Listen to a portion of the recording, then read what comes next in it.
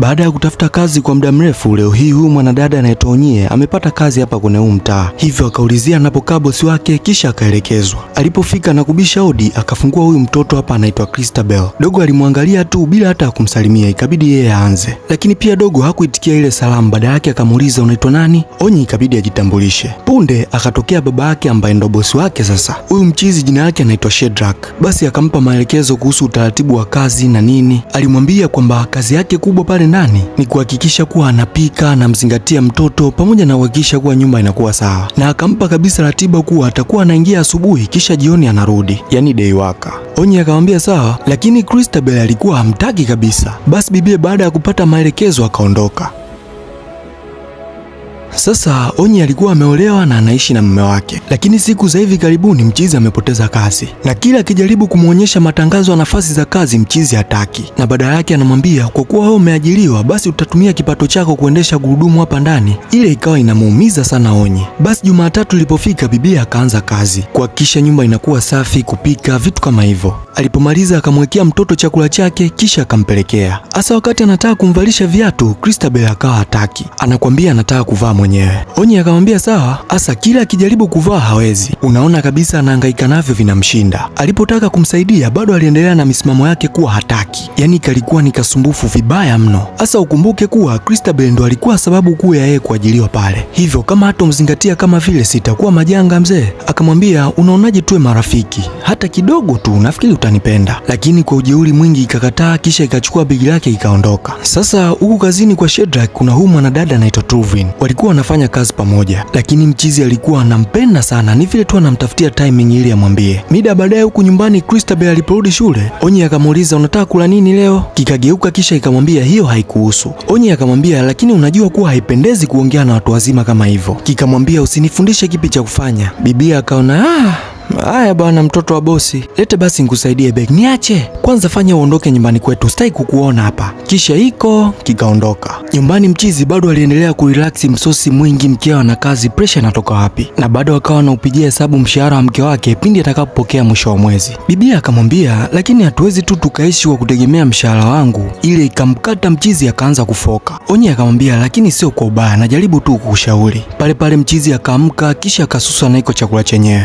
Kama nilivyokuambia kwamba Shedrack anampenda sana Truvin, lakini pia hata bibie naye alikuwa anamkubali sana mchizi. Ila si unajua mwanaume ndo huwa the first. Basi Christabel aliendelea kumnyoosha Onyie kama kawaida. Anaangalia katuni, sauti ameweka mpaka mwisho. Bibia alivyokuja kupunguza akamnyang'anya kwamba unipangie hapa ni kwetu. Basi ikawa vuta nkuvute pale ndani. Punde Shedrack akaingia. Alivyoangalia tu akaelewa kinachoendelea pale. Akachukua remote kisha akapunguza. Na akamuonya kabisa mwanae kuwa haipendezi kujibizana na watu wazima kama vile. Mchizi alikuwa na roho ya kizungu sana. Basi ilipofika jioni bibia akamwaga tayari kwa ajili ya kuondoka. Alipofika nyumbani alisubiri mno mmewe arudi. Alikaa kwenye kochi hadi akapitiwa na usingizi. Aliporudi na kumuuliza anatoka wapi, jamaa linajibu dharau hata alijali. Akamwambia mimi sio mtoto wa miaka 12, hebu nenda kaniwekee chakula nile mie. Onyie akamwambia kwa kuwa hutaki kuniambia unatoka wapi, basi nenda kajiwekee mwenyewe chakula. Akamwambia unasemaje? Pale pale akamtia ngumi. Yani wewe ndo unanijibu hivyo mimi? Yani ukijaribu tena mara nyingine utanieleza. Alafu lia hapo, ukimaliza nenda kaniwekee chakula. Yani jamaa lilikuwa linamtesa vibaya mno. Mida ya asubuhi alipoingia kazini jicho limevimba. Ile ngumi ya jana ilipenya bana. Shedrack anaingia anamsalimia, akagundua kuwa anaficha sura. Akamuuliza umepatwa na nini? Bibia akadanganya kuwa aliteleza njiani wakati anakuja. Yani hakutaka mambo yawe mengi. Ofisini mshikaji bado aliendelea kuteseka kila siku. Moyo unamsukuma, mdomo umekuwa mzito. Hapa amekuja kufunguka, lakini mwisho wa siku akajikuta anaomba peni. Bibia akamwambia sawa. Asa ile anaenda kumchukulia akaiona akaiweka mfukoni. Akamwambia we baba, peni sio hapo umeiweka mfukoni? Mchizi alijisahau. Pale pale akaanza kujing'atang'ata, mwisho wa siku akaondoka. Upande wa pili tunamwona Onyie kamfuata Christabel shule. Kina nongwa iko hakitaki hata kushikwa mkono. Wakati wapo njiani wakakutana na huyu madam hapa. Alikuwa ni mwalimu wa Christabel. Akamuuliza Christabel, huyu ndo mamako? Kikasema hapana, ni mfanyakazi wangu. Mwalimu akamwambia lakini mnafanana eti. Onyie kwa kuwa hana makuu hata hakumind, akaona ni sawa tu.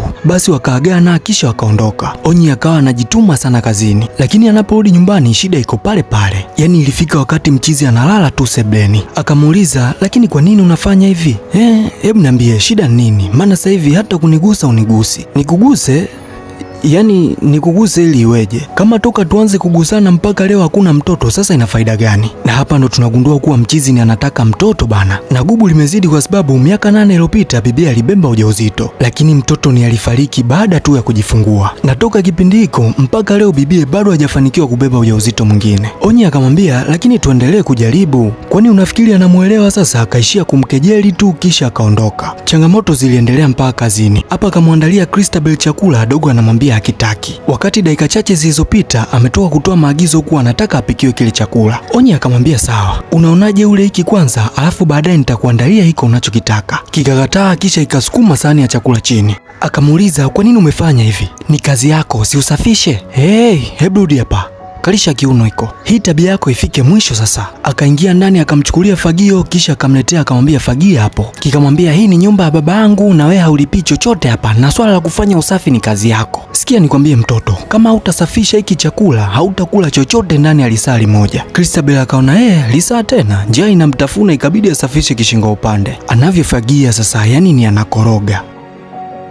Baadaye kilivyokuja kumshtakia baba yake, mzee naye akamuonya kuwa hiyo tabia sio nzuri. Baba yake alikuwa sapoti kabisa ujinga. Mwisho wa mwezi ulipofika, mchizi akaanza kulalamika kuwa bibi akapokea mshahara wake alafu kaamua kukausha. Ni kama alikuwa anamtupia lawama hivi. Onyi akaona isiwe shida, akachukua simu akamrushia. Mchizi kuona meseji ya muamala akalegeza fuvu, mapenzi yamejiupdate. Makumbato mengi kisha akamwahidi kuwa kwa kuwa hawajaonana muda mrefu, basi usiku wa leo kitawaka. Ile bibi alivyoondoka akampigia hara yake anaitwa Patricia akamwambia atamtumia kiasi cha pesa pale muda so mrefu. Sijui unaelewa? Kweli mzee, mida ya usiku ilipofika bibi kajiandaa yupo ulingoni. Akasubiri kishenzi mchizi atawahi kurudi wapi. Unajua subla ukiivuta sana inakuwa nini? Onyi alibadili mikao yote, mwisho wa siku usingizi ukampitia. Asubuhi palivyokucha mchizi akarudi. Alipomuuliza kuwa kalala wapi akatishia kuwa atamwandikia talaka. Onyi naye anavoogopa kuachwa sasa akambembeleza kishenzi wasije wakafikia huko. Asali aliyokuwa anaendelea nyumbani yakawa yanamuathiri hadi anapokuwa kazini. Bibi akawa anafanya kazi huku analia kwa uchungu sana. Pale pale Christabel akatoka akamuuliza mbona unalia? Hasa kwa akili yake kikawa kinadhani kuwa analia kwa sababu alikataga kuwa na urafiki naye. Kikamuonea sana huruma. Basi pale pale ikamwambia kuwa kimekubali kuwa rafiki yake. At least ile ikawa ni habari njema kwa Onyi, maana usumbufu utapungua kidogo. Mida ya baadaye Truvin akatembea pale nyumbani. Shedrack haamini ndege amesogea tunduni, lakini mdomo bado ulikuwa ni mzito eti. Pale pale Christabel akatoka. Ile wanasalimiana, mchizi akaitumia ile nafasi akajifanya anaenda msalani.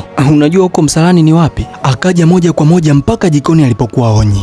Bibi naye alielewa tu lile picha toka mwanzo alipowaona. Basi akamshauri kuwa aende akamwambie. Mchizi anakwambia vipi kama akikataa? Akamwambia hawezi akakataa. Macho yake tu yanaonyesha kuwa na yeye anakupenda. Kweli mzee, mchizi alipotoka, Onyi akaja kumchukua Christabel kimazingira. Asa hivi si wanaelewana? Basi walipoondoka mchizi akafunguka kuwa anampenda sana. Na kama unavyojua kuwa Truvin naye alikuwa akisubiri hii siku kwa hamu sana, kwani naye alikuwa anampenda. Basi rasmi washikaji wakaingia kwenye mahusiano. Sasa huku chumbani wakati washikaji wanapiga story, Christabel akamwonyesha picha ya marehemu mama yake. Onyi kuangalia hivi ni anamjua eti. Akamuuliza umezaliwa tarehe 27 ya mwezi wa 9? Dogo akasema ndiyo, tarehe 27 ya mwezi wa 9 2017 ndo nimezaliwa. Ile ikamshangaza sana Onyi. Huku chini mchizi anashangilia leo mambo yameenda poa. Punde akaja Onyi. Wakapiga story kidogo kuhusu Truvin, kisha akamwambia kuwa anamfahamu marehemu mke wake. Mchizi anashangaa, mmekutana wapi? Akamwambia kuwa walikuwaga wote leba, yaani kwamba walijifungua wote siku moja na walikuwa hodi moja, tena majirani tu. Lakini kwa bahati mbaya yeye wa kwake alifariki siku hiyo hiyo baada ya kujifungua. Basi Shedrack akampa pole kwa kumpoteza mtoto wake kipindi hiko. Mida ya usiku wakati Onyi upo nyumbani, akasikia message imeingia kwenye simu ya mume wake. Akaichukua akamgusisha kidole kutoa password, kisha akawa anaangalia. Mchizi alipostuka na kumuona ni alimburuza, akampiga kishenzi anasoma meseji zake. Basi mida asubuhi alipoingia kazini, Shedrack akamwona tena kuwa kavima kwenye jicho. Akamuuliza kwani shida nini? Ilikuwa ni ngumu kwa Onyi kusema moja kwa moja, lakini ilibidi aseme tu. Ndipo mchizi anasanuka sasa. Akamuuliza unawezaje kuishi na mwanaume katili kiasi hiki? Akamshauri aende akamshtaki, bibia akawa anamtetea tu. Mida ya baadaye mchizi anarudi akaja na karatasi ya taraka. Akamtaarifu kuwa anampa siku kadhaa za kujitafakari kisha asaini zile karatasi ajichenge. Amechoka kukaa na mwanamke mgumba. Onyi akawa anajisikia vibaya sana. Huku kwa Shedrack penzi ndo limekolea nazi, mahaba mengi mpaka anamwagikia.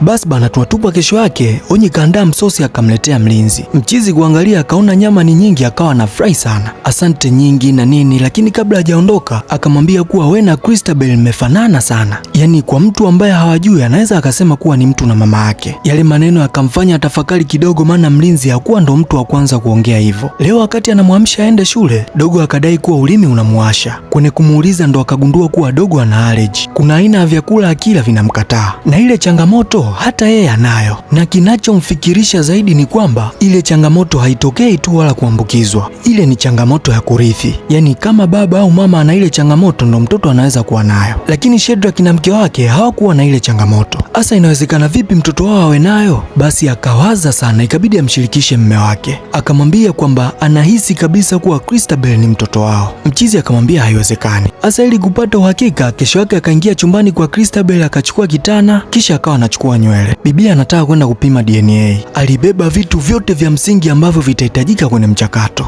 Ili anaendelea kutafuta, mchizi akaingia, bibia akadondosha vitu chini. Sikitete, vitu vyote vimemwagika. Mchizi anashangaa, akamuuliza unapeleka wapi vitu vya mwanangu, wewe ni mchawi au? Ndipo ikabidi amweleze kuwa anahisi kabisa kuwa Christabel ni mtoto wake. Mchizi akacheka kishenzi, akahisi kuwa anamtania, lakini kwa kuwa bibia alikuwa yupo serious, akamruhusu aende akafanye hiyo DNA test, na atakapogundua kuwa sio mtoto wake basi asirudi tena pale nyumbani. Shedrack alihisi kuwa bibia atakuwa akachanganyikiwa. Alipokuja kumwambia mume wake, jamaa akawa anapiga hesabu kuwa kama kweli atakuwa ni mtoto wetu, basi hii ndo itakuwa tiketi ya mimi kuwa tajiri. Tena mapenzi yakaongezeka kabisa. Onyi anashangaa, huyu jamaa mbona haeleweki aisee? Si ametoka kuleta karatasi za talaka huyo? Kweli mzee. Baada ya siku kadhaa wakapima DNA na majibu yakatoka kuwa yule mtoto ni wa kwao, yani Christabel ndiyo ni mtoto wao. Bibia akalia sana. Ina maana kilichotokea ni kwamba ile siku alivyojifungua ni alibadilishiwa mtoto. Zubi ambaye ndo alikuwa ndo mke wa Shedrack, mtoto wake alifariki baada tu ya kujifungua, na kwa kuwa alikuwa ana pesa akawahonga manesi, kisha ikafanyika exchange. Kwa hiyo Christabel ni mtoto wake.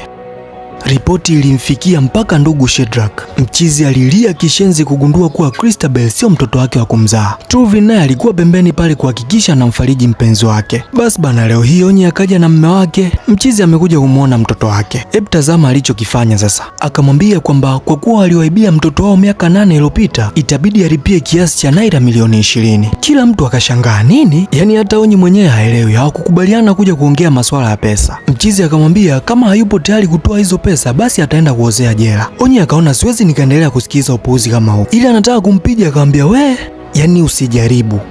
Kisha huyo akaondoka zake. Waliporudi nyumbani akawa na mfosi ya kubaliane na mpango wake ili wapige pesa. Bibia ikabidi aitikie tu ili anusuru roho yake. Basi alichokifanya akaja kwa bosi wake kumwomba msamaha juu ya kile kilichotokea, kisha akamwambia kuwa hayupo tayari kuona mwanaye analelewa na baba kama yule. Alichokifanya alimwomba tu amsaidie kumwambia Christabel kuwa yeye ndo mama yake. Yaani hiyo tu ndo favor pekee ambayo alikuwa anahitaji kutoka kwa Shedrack. Basi wakaingia kwa Christabel, kisha mchizi akamweleza kwa kina sana kuwa Onyi ndo mama yake. Ilikuwa ni ngumu, lakini si unajua anayempa zile habari ni baba yake ambaye kamlea. Kwa dogo akaamini na akampokea Onyi kuwa ndo mama yake mzazi. Aisee, Mungu ana maajabu sana. Basi baada ya pale Shedrack akasema kuwa ana plani. Plani gani? Tuendelee. Mida ya usiku alipokuwa amelala, message zikawa zinaingia kwa fujo sana kwenye simu ya mume wake. Bibia akaichukua akaigusisha fingerprint, kisha safari hii akatoka kabisa nje kwenda kucheki. Hakutaka mambo mengi, masuala ya kupijwa. Alipoanza kuangalia ndipo akagundua kuwa kumbe mchizi alikuwa na mpango kwamba pindi atakapopiga hizo milioni 20 atambwaga mkewe pamoja na huyo mtoto, kisha huyo hawala yake ambaye anaitwa Patricia atakuja, maana tayari ameshazaa naye mtoto wa kiume. Ina maana kumbe mchizi alikuwa na mtoto nje, na hiyo ni baada ya kuona mke wake azai akaamua kuchora. Siri imevuja. Onyi akaona ngoja nikuonyeshe. Alichokifanya akasaini zile karatasi za talaka, na plani ambayo Shedrack alikuwa nayo ni kuwatoa Onyi pamoja na Christabel pale Nigeria. Hivyo akawakatia ticket, kisha washikaji wakatoka pale na kwenda kuishi nje ya nchi. Ina maana Christabel ataenda kusomea huko huko. Waliamini kuwa hiyo ndo itakuwa njia salama zaidi, maana mchizi alichachamaa sana. Huku upande wa pili mchizi anakutana na karatasi za talaka zikiwa zimesainiwa, lakini pia na barua ambayo ilikuwa inamtaarifu kuwa bibie kajichenga. Akajiona mjinga sana, haamini kama kaachwa kwenye mataa. Na hapa ndo unakuwa mwisho. Hili chupa linaitwa Thin Lines. Hebu niandikie maoni yako hapo chini, ni kitu gani umejifunza kwenye hili chupa. Lakini pia kama ndo unaanza kukutana na chaneli yetu, hakikisha una subscribe na kugusa alama ya kengele ili uwe kwanza kupata haya machupa pindi tu ninapoyadondosha. Lakini pia unaweza ukanifollow pale Instagram na TikTok @Mudindalo. Mpaka hapo sina cha ziada, tukutane kwenye tambari linalofuata. Ulikuwa na mimi Mudindalo, na hivi ndo huwa nafanya. Nawapenda wote na muwe na siku njema.